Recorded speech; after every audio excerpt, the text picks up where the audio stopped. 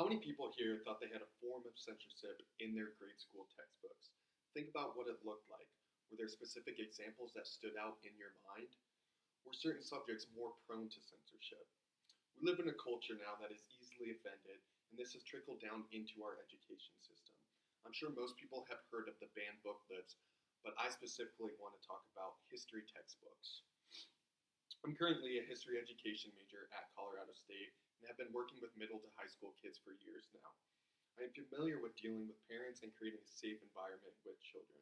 My fascination in learning of history started when I joined the military, so I decided to pursue a post education level. I want to discuss the types of censorship that are happening in grade school textbooks and how it became such a controversial topic. First, I'm going to explain what censorship actually looks like and some examples. I'm also going to discuss the arguments for censorship and discuss the arguments against censorship.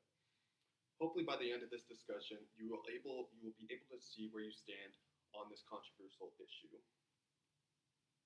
Censorship has been around for years throughout the world. According to Censorship of Textbooks by Claude Cordis, I quote, "The problem was clearly brought into focus on June 24th, 1948, where a magazine was banned for criticizing the Catholic Church." This brings up the topic of religious and history and how those two can be combined.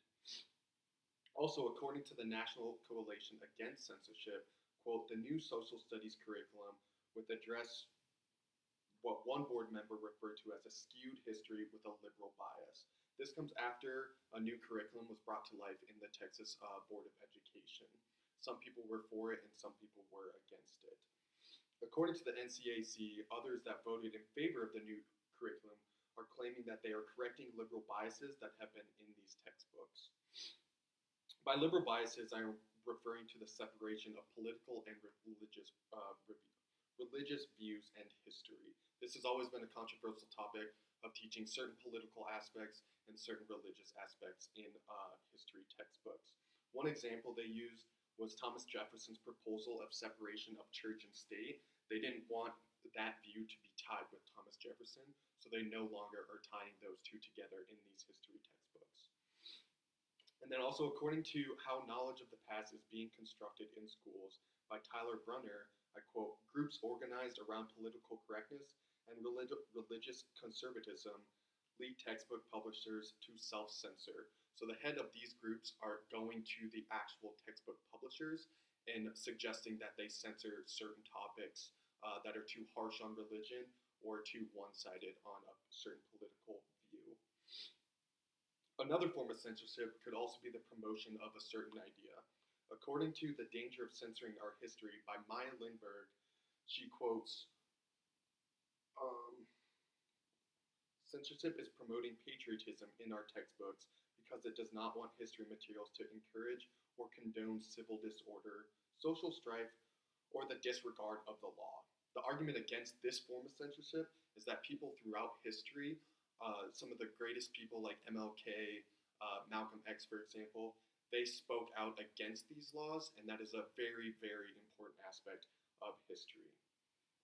I simply don't have time to go over every single example of censorship and how it is being used, but here are some overall solutions that have been brought out and just from my personal opinion.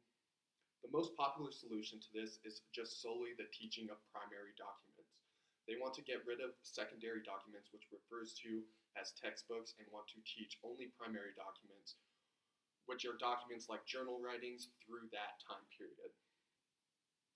This would allow students to examine historical documents like any other historian. Once you get into the history field, you pretty much only examine these primary documents, and then you will get your own opinion from that primary document. Stanford News reported that these are already being implemented in some areas. They reported that, quote, "The 11th grade class at Abraham Lincoln High School in San Francisco learns about the Vietnam War, women's suffrage, civil rights, the Great Depression, and other major events in U.S. history by analyzing journal writings, memoirs, speeches, songs, photographs, illustrations, and other documents of that era." So these eras are all controversial eras a lot of stuff happened in these eras, but they're examining these primary documents, and then they are justifying their own opinion through factual evidence of these primary documents. This curriculum was designed by somebody from Stanford, and it is referred to as reading like a historian. Some advantages of this solution is the memorization part of history will disappear. A lot of students refer to as history class of just remembering people, remembering certain dates, and it's quite boring to them. And an article titled History Instruction Indicted Too Much Memorization, Too Little Meaning by Catherine Gortz discusses how, quote, the curriculum in most schools focuses on memorizing irrelevant, boring names and dates. Again, that's just boring to middle school, high school students. They kind of lose the lack of motivation when just doing this type of history. Another advantage is the memorization just doesn't simply work. And then examining primary documents will let students explore imagination and critical thinking skills. Some disadvantages of this is some students may interpret the wrong idea, and more pressure will be put on teachers to teach the correct thing and the political correct thing. Another solution could be to censor textbooks, but not censor the lectures of teachers. So the censorship of textbooks could be brought to life, but then when the teacher actually lectures, there shouldn't be anybody in there censoring that teacher with his lectures. The advantage, students will receive a variety of opinions on historical matters, and they will still get to voice their own opinion. And they will not actually truly be censored from their education. Some disadvantages is, according to how the knowledge of the past is being constructed in schools, teachers rely heavily on these textbooks to teach. So the teaching would have to change, and the teaching could vary greatly depending on the teacher. Third solution would be most textbooks are printed in Texas.